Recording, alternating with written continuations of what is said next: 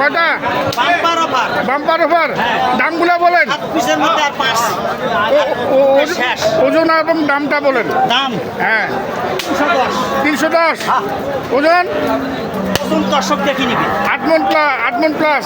হ্যাঁ 8 মণ 9 মণ 6 মণ। 8 মণ plus। ওজনের সাথে কুরবানি কোনো দাম হবে না। 310। সুন্দর রূপের জিনিস। 300।